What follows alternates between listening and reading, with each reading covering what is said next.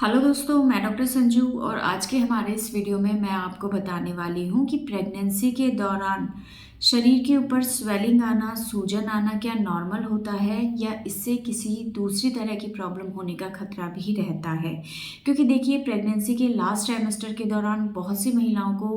पैरों के निचले हिस्से पे स्वेलिंग आना ये एक बहुत ही कॉमन प्रॉब्लम होती है। लेकिन कई बार कुछ महिलाओं में ये किसी दूसरी बीमारियों के लक्षण भी हो सकते हैं, जिसको टाइम रहते आपको पहचानना बहुत ज़रूरी हो जाता है। तो आज के हमारे इस वीडियो में मैं आपको इसी टॉपिक के बारे में बताने वाली हूँ कि प्रेगनेंसी के दौरान अगर आपको स्वेलिंग आ रही है, सूजन आपको आ रही है, तो आप कैसे पहचानें कि ये जो सूजन है ये नॉर्मल है या इसके कोई दूसरे कारण भी हो सकते हैं। तो देखिए, प्रेगनेंसी के लास्ट ट्राइमेस्टर के दौरान यानी कि जब आपका यूट्रस का साइज़ काफ़ी ज़्यादा बढ़ जाता है, तो आखिर के 3 महीनों के दौरान ये जो स्वेलिंग है ये आपके पैरों वाले हिस्से पे आने लगती है और 9वां महीना आते आते ये स्वेलिंग आपके पैरों पे बहुत ज़्यादा दिखाई देती है। और ये जो स्वेलिंग होती है ये ज़्यादातर आपका जो एंकल जॉइंट होता है यानी कि जो आपका टकने वाला हिस्सा होता है, पैरों का निचला हिस्सा,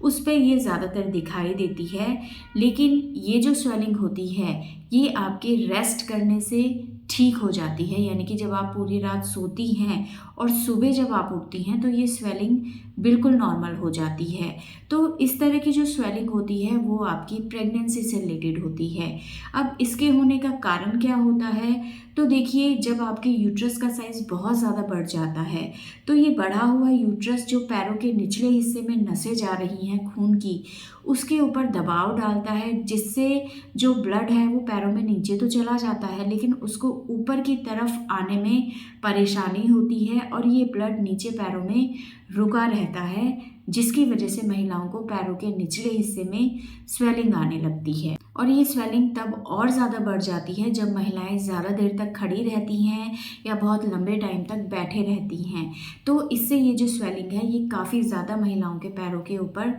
दिखाई देने लगती है। लेकिन रेस्ट करने से ये स्वेलिंग आपकी बिल्कुल ठीक हो जाती है। तो ये नॉर्मल स्वेलिंग है जो कि सिर्फ आपकी प्रेगनेंसी की वजह से आपको आ रही है। लेकिन कई बार ये स्वेलिंग महिलाओं के पूरे शरीर पे दिखाई देती है, महिलाओं के चेहरे पे दिखाई देती है, हाथों की उंगलियों के ऊपर ये स्वेलिंग बहुत ज़्यादा आने लगती है, पेट के ऊपर आने लगती है, पैरों के ऊपर आने लगती है और रेस्ट करने के बाद भी ये स्वेलिंग आपकी ठीक नहीं होती है, परमानेंट बनी रहती है। तो अगर इस तरह की स्वेलिंग आपको अपने शरीर पे दिखाई दे रही है जो कि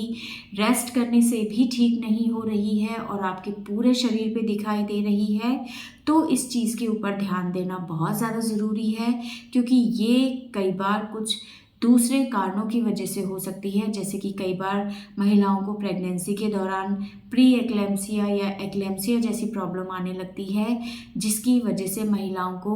पूरे शरीर के ऊपर स्वेलिंग आती है जो कि रेस्ट करने से भी ठीक नहीं होती है। महिलाओं का ब्लड प्रेशर लगातार बढ़ने लगता है और महिलाओं के यूरिन के अंदर, अगर आप टेस्ट कराएंगे अपना यूरिन, तो उसके अंदर प्रोटीन्स आने लगते हैं। तो इन प्रॉब्लम्स के ऊपर ध्यान देना बहुत ज़्यादा ज़रूरी है, क्योंकि अगर ये 2 कॉम्प्लिकेशन आपकी प्रेगनेंसी के दौरान आपको हो जाते हैं और आप इस पे ध्यान नहीं देते हैं तो ये माँ और बच्चे दोनों के लिए खतरनाक हो सकता है। तो इस तरह से आप अपनी स्वेलिंग को पहचान सकते हैं कि अगर आपकी स्वेलिंग सिर्फ पैरों के ऊपर है और रेस्ट करने से ये बिल्कुल ठीक हो जाती है तो ये बिल्कुल नॉर्मल है। लेकिन अगर ये स्वेलिंग आपके पूरे शरीर पे है, रेस्ट करने से भी ये ठीक नहीं हो रही है, ये बढ़ती जा रही है, साथ में आपको सर में भारीपन लगता है, आप बीपी चेक कराते हैं, ब्लड प्रेशर आपका अगर 140/90 से ज़्यादा हो रखा है, तो ऐसे में आप ये चीज़ ध्यान रखें कि इसके कुछ दूसरे कारण भी हो सकते हैं, जिसके लिए आपको टाइम से